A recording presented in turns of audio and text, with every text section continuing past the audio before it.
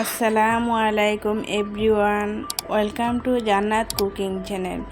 আজকে আমি আপনাদের সাথে শেয়ার করব সুজি দিয়ে অনেক মজার একটি পিঠার রেসিপি। রসে ভেজানো পিঠাটি খেতে অনেক ভালো লাগে। আশা করছি রেসিপিটা সকলের কাছে খুবই ভালো লাগবে এবং সহজে লাগবে।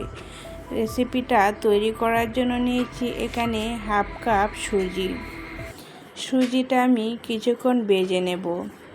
সুজিটা ভেজে নিলে সুজি যে একটা কাঁচা গন্ধ থাকে ওইটা আর থাকবে না। ওই রসে ভেজানো পিঠাটা খেতে অনেক ভালো হয় যদি সুজিটা ভেজে বানানো হয়। 5 থেকে 6 মিনিট আমি চুলার আঁচ লোতে রেখে ভেজে নেব। লাল করা যাবে না এবং পুড়েও ফেলা যাবে না, এরকমভাবে সুন্দরভাবে ভেজে নিতে হবে। সুজিটা নাড়াচাড়া করে উলটপালট করে আমি ভেজে নিচ্ছি যাতে সবগুলো সুজি সুন্দরভাবে ভাজা হয়।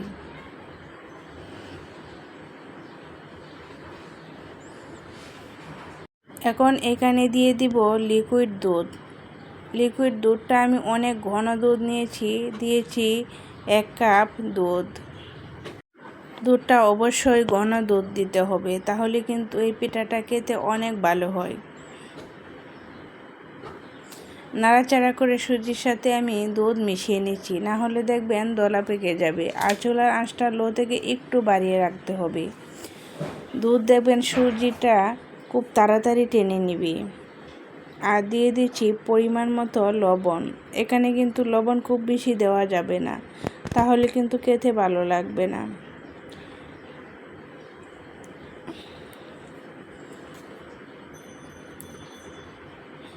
এরকম নাড়াচাড়া করে একটা শক্ত ডো তৈরি করে নেব।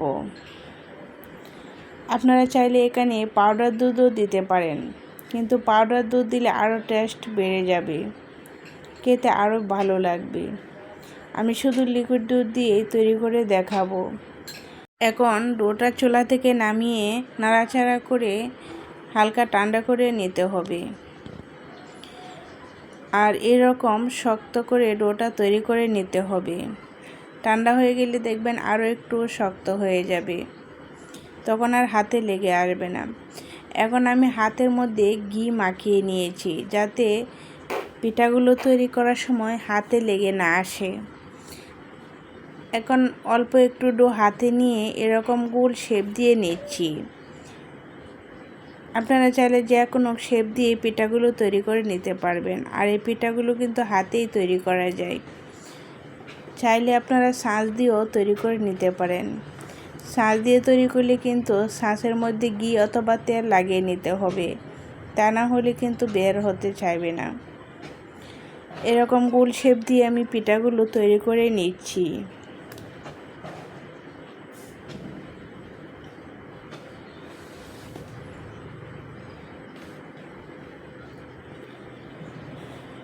এখন আমার সবগুলো পিঠা তৈরি করা হয়েছে।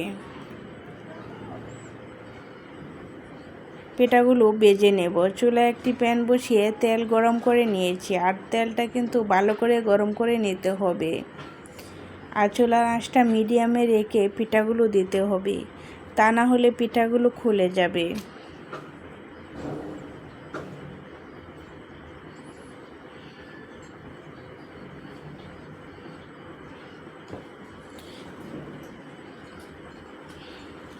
এক পিঠ দিয়ে শক্ত হয়ে আসলে উল্টিয়ে দিতে হবে। কাঁচা অবস্থায় উল্টানো যাবে না, তাহলে কিন্তু পিঠাগুলো ভেঙে যাবে। আর চুলার আঁচটা কমিয়ে রেখেছিলাম, দেখেন হালকা পিঠাগুলো খুলে যাচ্ছে। চুলার আঁচটা অবশ্যই মিডিয়ামে রেখে ভেজে নিতে হবে।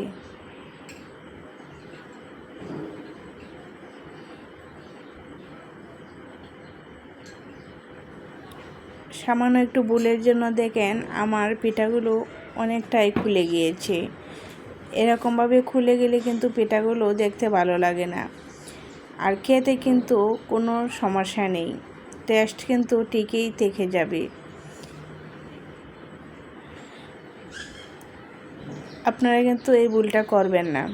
চুলার আঁচটা অবশ্যই বাড়িয়ে রেখে কিন্তু পেটাগুলো ভেজে নিতে হবে, তা না হলে এরকম অবস্থা হয়ে যাবে।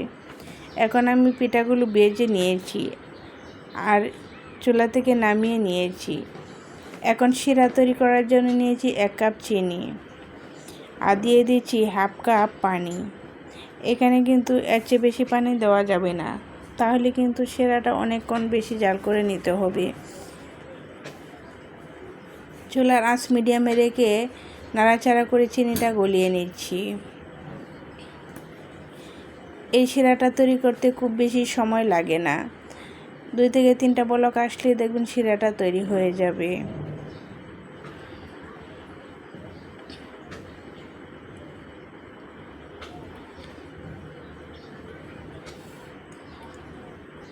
হাতে ধরলেই দেখবেন শিরাটা আঠা আঠা ভাব লাগবে, তখনই কিন্তু শিরাটা চুলা থেকে নামিয়ে নিতে হবে, অথবা চুলার আঁচটা অফ করে দিতে হবে।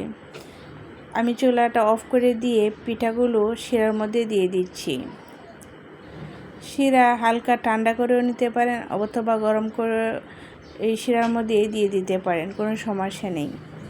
আমি গরম অবস্থায় পিঠাগুলো দিয়েছি।